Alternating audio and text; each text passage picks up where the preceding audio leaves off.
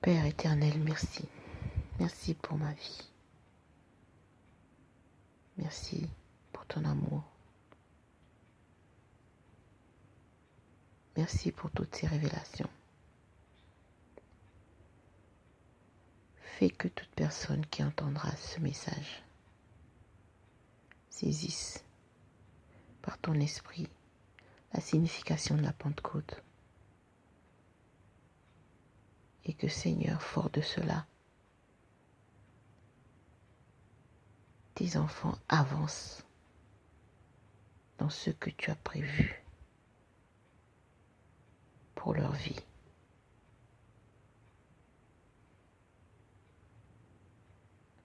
Nous avons soif de ton esprit, Seigneur.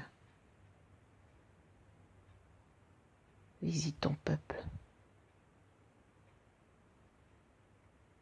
Visite ton peuple. Au nom de Jésus. Bien-aimés, je vais partager avec vous un message sur la Pentecôte. Enfin, je vais partager avec vous la compréhension que j'ai aujourd'hui de la Pentecôte après avoir été enseignée. Avant, pour moi, la Pentecôte représentait l'effusion de l'Esprit. Sincèrement, si je dois vous expliquer c'est quoi l'effusion, je disais l'effusion du Saint-Esprit, c'est le jour où le Saint-Esprit, sous forme de langue de feu, est descendu sur les disciples qui étaient réunis dans la chambre haute. Sans plus.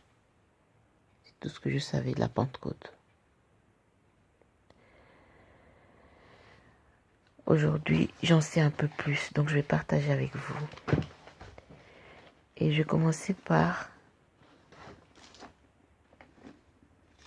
Actes des Apôtres, chapitre 2, verset 1 à 4. Je lis. Le jour de la Pentecôte, ils étaient tous ensemble dans le même lieu. Tout à coup, il vint du ciel un bruit, comme celui d'un vent impétueux, et il remplit toute la maison où ils étaient assis. Des langues semblables à des langues de feu leur apparurent, séparées les unes des autres, et se posèrent sur chacun d'eux. Et ils furent tous remplis du Saint-Esprit, et se mirent à parler en d'autres langues, selon que l'Esprit leur donnait de s'exprimer.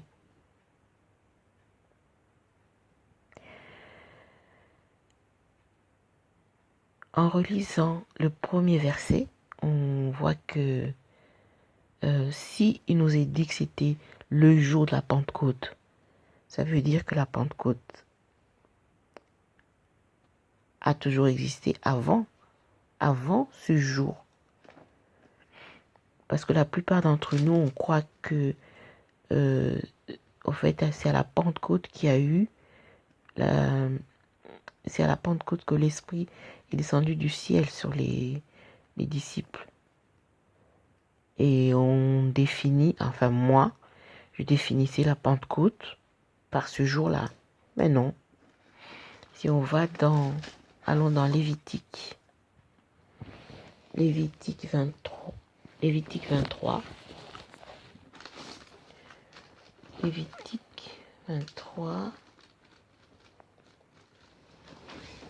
Dans l'Ancien Testament.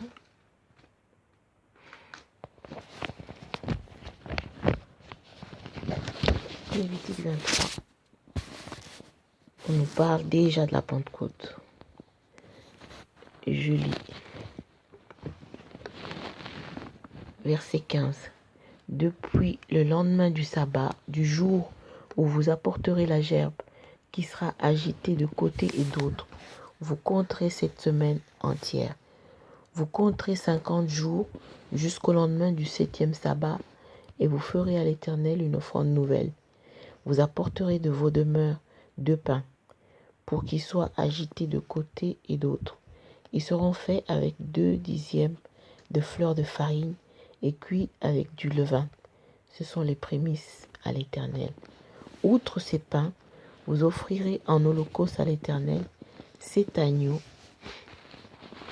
d'un an sans défaut, un jeune taureau et 2 béliers. Vous y joindrez l'offrande et la libation ordinaire, comme offrande consumée par le feu d'une agréable odeur à l'Éternel. Vous offrirez un bouc en sacrifice d'expiation et 2 agneaux d'un an en sacrifice d'action de grâce. Le sacrificateur agitera ses victimes de côté et d'autre devant l'Éternel, avec le pain des prémices et avec les 2 agneaux. Elles seront consacrées à l'Éternel et appartiendront au sacrificateur. Ce jour même, vous publierez la fête et vous aurez une sainte convocation.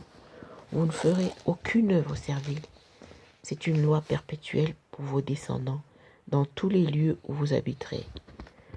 Quand vous ferez la moisson dans votre pays, tu laisseras un coin de ton champ sans le moissonner et tu ne ramasseras pas ce qui reste à glaner.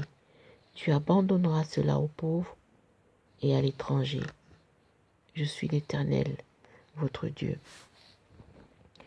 En lisant Lévitique 23, versets 15 à 22, on comprend que la Pentecôte est la fête 50 jours après Pâques. C'est marqué, vous compterez, verset 16, vous compterez 50 jours jusqu'au lendemain du 7e sabbat.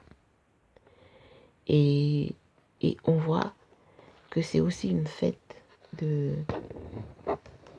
réjouissance, une fête de partage.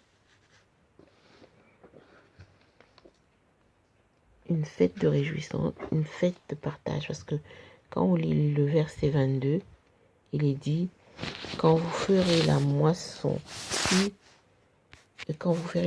dans votre pays, tu laisseras un coin de ton champ sans le moissonner, et tu ne ramasseras pas ce qui reste à glaner. Tu abandonneras cela aux pauvres et à l'étranger. Je suis l'Éternel, votre Dieu. Donc on voit que la Pentecôte, c'est une fête de partage. Plus loin, si on va dans Deutéronome 16,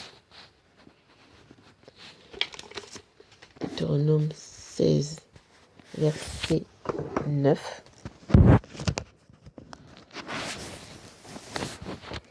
Deutéronome 16, verset 9, je lis.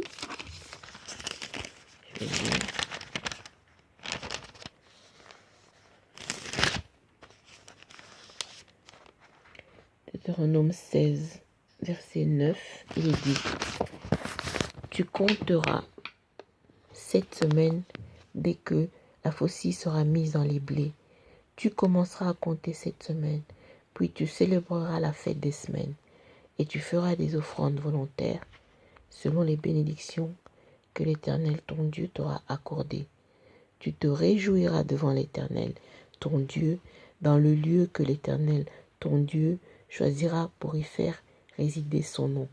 Toi, ton fils et ta fille, ton serviteur et ta servante, le Lévite qui sera dans tes portes, et l'étranger, l'orphelin et la veuve qui seront au milieu de toi. Tu te souviendras que tu as été esclave en Égypte, et tu observeras ces lois et les mettras en pratique. Donc, dans Deutéronome, on voit que la Pentecôte, c'est une fête de partage.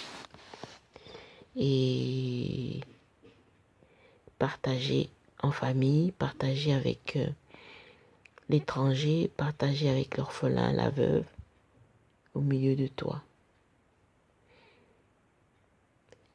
Et donc la Pentecôte, c'est une fête qui existait avant, qui était fêtée avant Actes des Apôtres, avant l'effusion du Saint-Esprit.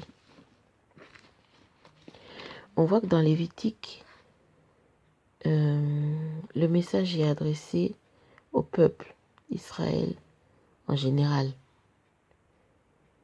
Et dans Deutéronome, le message est adressé à ceux qui ont pris Canaan. Donc c'est déjà plus restreint. Oui, parce que Dieu parle à la foule et puis il parle aux personnes en particulier. Donc finalement, la Pentecôte, c'est une fête de réjouissance, une fête de partage. Ah. Alors, quand on lit dans Actes des Apôtres,